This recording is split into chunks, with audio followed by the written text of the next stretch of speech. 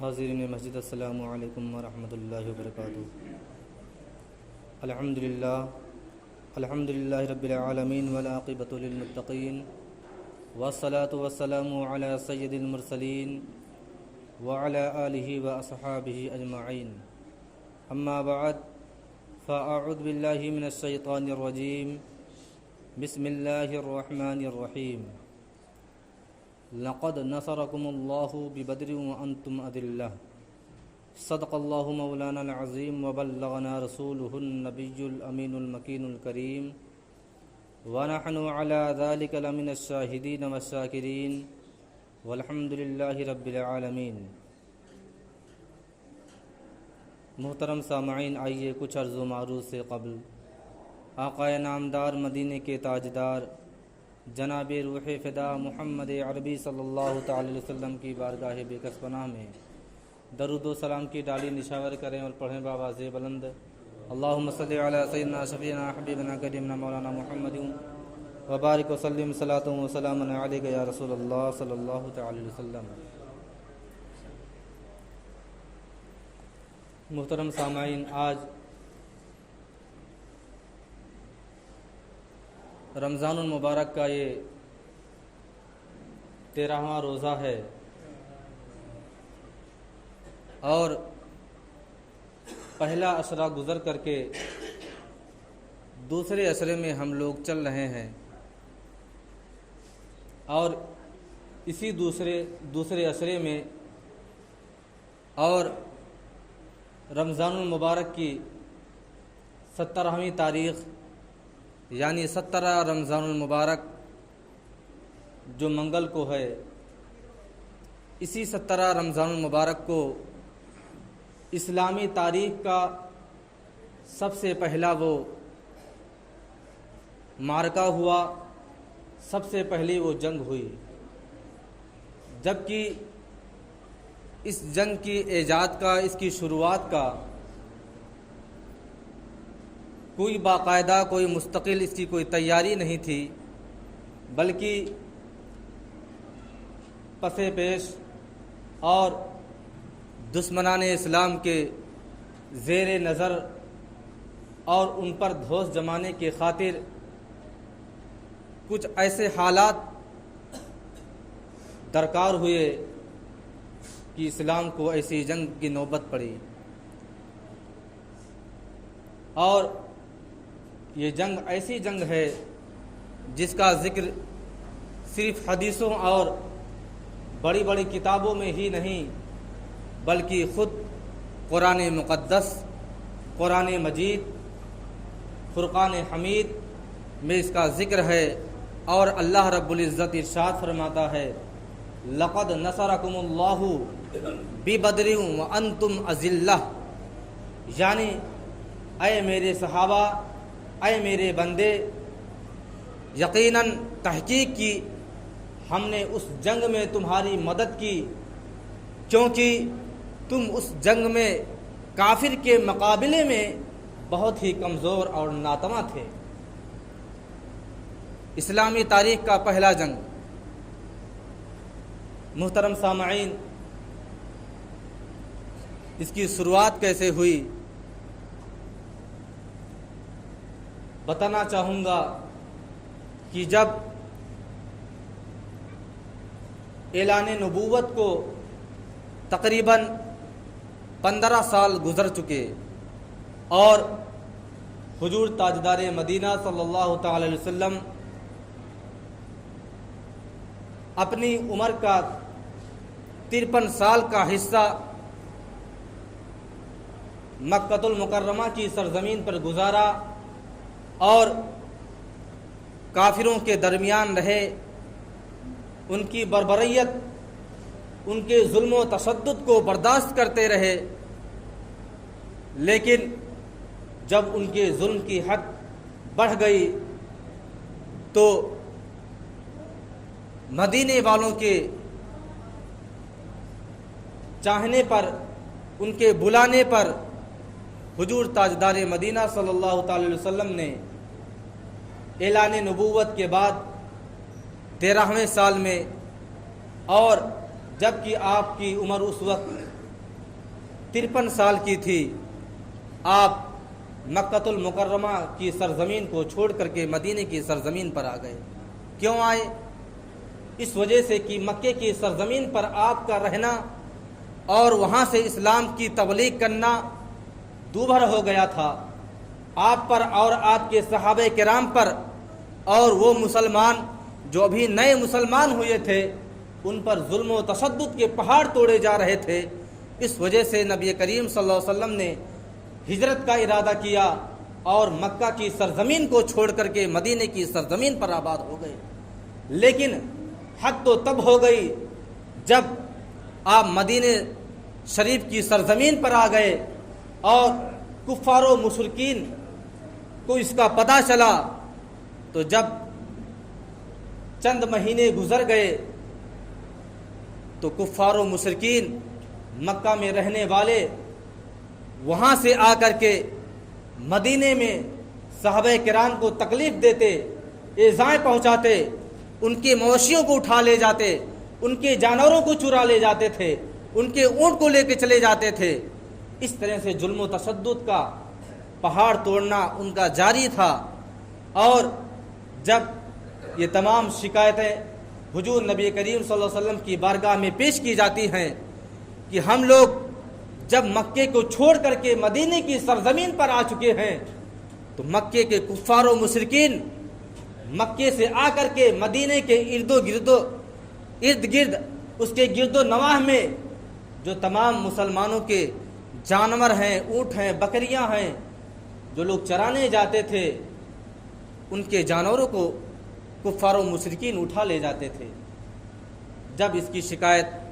حضور نبی کریم صلی اللہ علیہ وسلم کی بارگاہ میں پیش کی گئی تو حضور تاجدار مدینہ صلی اللہ علیہ وسلم نے ارادہ فرمایا، اور آپ نے اس وقت ایک بہت اچھا موقع تھا کہ مکے کی سرزمین سے ابو سفیان نامی ایک شخص تمام مکے والوں کو کا مال و تجارت لے کر کے ملک شام گیا ہوا تھا اور وہاں خوب نفع اٹھایا اور کافی مال و دولت حاصل کی، اور وہاں سے جب رخصتی کا ارادہ کیا تو اس کی خبر میرے نبی کریم حضور تاجدار مدینہ صلی اللہ علیہ وسلم کو جب دی گئی تو آپ نے سوچا کہ اس کا راستہ ملک شام سے جو مکے کی طرف جاتا ہے وہ مدینے سے تھوڑی دور پر ہو کر کے گزرتا ہے، کیوں نہ اس موقع کا فائدہ اٹھایا جائے اور صرف اس پر روب و دبدبہ جمانے کے لیے، ابو سفیان کو یہ دکھانے کے لیے کہ اگر تم ہم پر ظلم و تشدد کے پہاڑ توڑ سکتے ہو تو ہمارے بازوؤں میں بھی قوت ہے، ہمارے بدن میں بھی اللہ تبارک و تعالیٰ نے طاقت و قوت رکھی ہے، ہم بھی تم کو ڈرا سکتے ہیں، تمہارے اوپر دھونس جما سکتے ہیں۔ اس وجہ سے نبی کریم صلی اللہ تعالی علیہ وسلم نے ارادہ کیا اور کچھ صحابہ کرام کو اکٹھا کر کے مشورہ کیا اور سوچا کہ آج ابو سفیان تمام مکے والوں کے مال و تجارت کو لے کر کے فروخت کر کے اور کافی نفع اٹھا کر کے لے کے جا رہا ہے، چلو اس کے مال کو نقصان کیا جائے، کم سے کم اس طرح ہمارا روب و دبدبہ کفار و مشرکین پر بیٹھ جائے گا، اور جو کفار و مشرکین مکے کی سرزمین سے آ کر کے مدینے کے گرد و نواح میں تمام صحابہ کرام کو اور مسلمانوں کو تکلیف پہنچاتے ہیں، اس سے آئندہ وہ باز رہیں گے اور سمجھ جائیں گے کہ یقیناً مسلمانوں کے اندر بھی طاقت و قوت ہے، ان کے بازوؤں میں بھی دم ہے، وہ بھی ٹکر لینے کا مقابلہ اور ارادہ اور مذمم ارادہ رکھتے ہیں۔ چنانچہ حضور نبی کریم صلی اللہ علیہ وسلم کا ارادہ کوئی جنگ کرنے کا نہیں تھا، آپ کا ارادہ جنگ و جدال اور تلوار اٹھانے کا نہیں تھا، بلکہ آج کے زمانے کے اعتبار سے یوں سمجھ لیجئے کہ وہ انسان جو صلح اور مشورے سے کام لیتا ہے، جو یہ چاہتا ہے کہ ان کی اگر اپنا دروازہ بند کر لینے سے ان کا ظلم و تشدد ختم ہو جاتا ہے، تو کچھ لوگ سوچتے ہیں کہ اپنے گھر کے دروازے کو بند کر لیا جائے تاکہ ظلم و تشدد ختم ہو جائے اور کوئی جنگ و جدال کا موقع پیش نہ آئے۔ لیکن بعض مشرکین، بعض کافر ان تمام چیزوں کو مسلمانوں کی کمزوریوں کی طرف سمجھتے ہیں، ان کی کمزوری محسوس کرتے ہیں، سوچتے ہیں مسلمان کمزور ہے اس وجہ سے اپنے دروازے کو بند کر لیا ہے۔ ایسا نہیں ہے، بلکہ مسلمان یہ سوچتا ہے کہ کوئی جنگ و جدال نہ ہو، کوئی قتل و غارت نہ ہو، اس وجہ سے اپنے دروازے کو بند کر لیتا ہوں۔ اور یہی حال اس وقت کے مشرکین کا تھا۔ میرے نبی کریم حضور تاجدار مدینہ صلی اللہ تعالی وسلم کا ارادہ کوئی جنگ کرنے کا نہیں تھا، تلوار اٹھانے کا نہیں تھا، ورنہ آپ تمام ساز و سامان کے ساتھ میدان بدر میں گئے ہوتے، تمام اسلحوں کے ساتھ گئے ہوتے، تمام سواریوں کے ساتھ گئے ہوتے۔ لیکن حضور نبی کریم صلی اللہ علیہ وسلم کا ارادہ صرف یہ تھا کہ میں تمام کچھ چند صحابہ کرام کو لے جا کر کے اور ابو سفیان کو ڈرا دوں تاکہ وہ مکے کی سرزمین پر جائے تو ہم لوگوں کا تذکرہ کرے کہ مسلمانوں کے اندر بھی طاقت و قوت ہے، وہ بھی لڑنے کا دم رکھتے ہیں، وہ بھی جنگ و جدال کرنے کی طاقت رکھتے ہیں، لیکن صرف صلح اور مشورے سے کام چلانا چاہتے ہیں۔ اس وجہ سے آج تک ہم لوگوں پر انہوں نے کوئی ظلم و تشدد نہیں کیا۔ چنانچہ حضور نبی کریم صلی اللہ علیہ وسلم 313 صحابہ کرام کو لے کر کے مدینے کی سرزمین پر سے ابو سفیان کے قافلے کی طرف نکل پڑتے ہیں۔ لیکن چند دور یہ قافلہ گیا تو اچانک ابو سفیان کو خبر لگی، کسی نے خبر کر دی کہ وہ تو محمد عربی صلی اللہ علیہ وسلم اپنے 313 صحابہ کرام کا لشکر لے کر کے آ رہے ہیں اور ساز و سامان کے ساتھ آ رہے ہیں اور تیرے قافلے کو لوٹ لیں گے، تیرے ساز و سامان کو لوٹ لیں گے اور تجھے نہتا چھوڑ کر کے چلے جائیں گے۔ چنانچہ جب ابو سفیان کو خبر لگی تو اس نے فوراً اپنا راستہ بدل دیا، مدینے کی طرف سے جو راستہ ہو کر کے مکے کی طرف جاتا تھا اس راستے کے بجائے دریاؤں کا راستہ اختیار کر لیا اور مدینے سے بہت دور جا کر کے دریاؤں کا کنارہ اختیار کیا اور اس کنارے سے نکل گیا اور مکے کی سرزمین پر ابو سفیان نے خبر بھیجی کہ کیونکہ اس سے پہلے ابو سفیان خبر بھیج چکا تھا کہ مدینے والے ہم پر حملہ کرنے والے ہیں، وہ ہم سے جنگ کرنا چاہتے ہیں اور ہمارے ساز و سامان کو لوٹنے کے لیے آ رہے ہیں۔ اس نے پہلے ہی خبر بھیج دی تھی مکے کی سرزمین پر اور مکے والے پورا لشکر جرار تیار کر کے پورے مکے والے تیار تھے اور قتل و غارت کرنے کے لیے تیار تھے اور بلکہ مکے کی سرزمین سے وہ لوگ نکل بھی چکے تھے۔ لیکن جب ابو سفیان دیکھتا ہے کہ ہمارا قافلہ نہایت سلامتی سے مکے کے قریب پہنچ چکا ہے تو اس نے پھر سے خبر بھیجی کہ اب جنگ و جدال کرنے کا ملتوی ارادہ ترک کر دیا جائے اور آپ لوگ اگر مکے کی سرزمین سے نکل چکے ہوں تو آپ لوگ واپس چلے جائیے کیونکہ ہم صحیح اور سلامت مکے کے قریب پہنچ چکے ہیں۔ لیکن جب ابو سفیان کا قاصد مکے والوں کی طرف گیا تو چونکہ کفار و مشرکین جنگ کے لیے اپنے ساز و سامان کے ساتھ تیار ہو چکے تھے اور انہوں نے پکا مصمم اور پختہ ارادہ کر لیا تھا کہ آج ہم مدینے سے جو بھی مسلمان آئے ہیں ان کو چکنا چور کر دیں گے، ان کو مسل دیں گے اور پھر اس کے بعد دم لیں گے۔ لیکن جب ابو سفیان کا قاصد پہنچا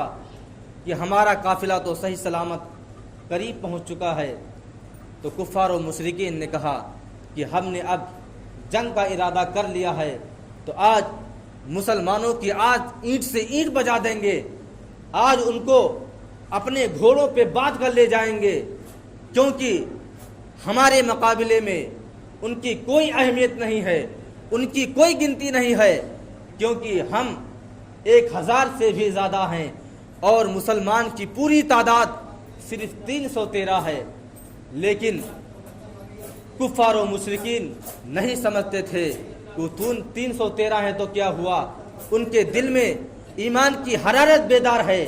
ان کے بدن میں طاقت و قوت اللہ تبارک و تعالیٰ نے غیب سے مہیا کر دیا ہے۔ اور جب کفار و مشرکین بدر کے میدان میں پہنچتے ہیں تو سب سے پہلے اس زمین پر قبضہ کر لیتے ہیں جو سب سے ہموار اور صحیح سالم اور سپاٹ زمین تھی، اس پر قبضہ کر لیتے ہیں، اور جو پانی کا کنواں تھا اس پر بھی قبضہ کر لیتے ہیں۔ اور جب مدینے کا قافلہ، جب صحابہ کرام کا 313 کا قافلہ، 313 کا دستہ پہنچتا ہے، جبکہ ان کے پاس لڑنے کے لیے کوئی سامان نہیں تھا، سواری میں صرف 2 گھوڑے موجود تھے، زرہیں صرف 6 تھیں اور تلوار صرف 8 تھے، اور وہ بھی ایسی تلواریں جو بعض تلواریں ٹوٹی ہوئی تھیں، بعض تلواروں میں زنگ لگے ہوئے تھے، اور کافروں کے پاس ایک کافر کے پاس ایک سواری تھی، اور ایک کافر کے پاس ایک زرہیں تھیں، اور ہر کافر کے پاس کئی تلواریں تھیں لڑنے کے لیے۔ لیکن وہ نہیں سمجھتے تھے کہ یہ قافلہ حضور نبی کریم صلی اللہ علیہ وسلم کا قافلہ ہے، یہ ان کے جانثار صحابی کرام ہیں جو لڑنے کے لیے نہیں بلکہ اپنے نبی کے نام پر جان دینے کے لیے تیار ہیں، اپنے نبی کے نام پر شہید ہونے کے لیے تیار ہیں۔ چنانچہ وہ کافر جو مکے سے آئے تھے تمام ہموار زمین پر قبضہ کر لیتے ہیں، کنویں پر قبضہ کر لیتے ہیں، اور صحابہ کرام جب پہنچتے ہیں تو ریتیلی زمین ملتی ہے، اور اگر اس کے علاوہ ریتیلی زمین کے علاوہ جو زمین ملتی ہے وہ نیچی اونچی کھڈی زمینیں ملتی ہیں۔ تمام صحابہ کرام اپنا اپنا خیمہ لگا لیتے ہیں، اور ایسی ریتیلی زمین تھی، یاد کرو مسلمانوں، وہ کوئی اور دن نہیں تھا بلکہ 17 رمضان المبارک کا دن تھا۔ تمام صحابہ کرام بھر پیٹ سحری کر کے روزہ کی حالت میں نہیں تھے، بلکہ کھجوروں کو چوس کر سحری کیا تھا ان لوگوں نے، اور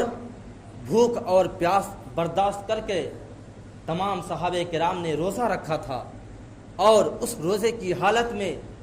ایسی تپتی اور ایسی ریتیلی زمین پر اپنا خیمہ نصب کیا تھا جہاں کی دھوپ پوری دنیا میں مشہور ہے۔ وہ حاجی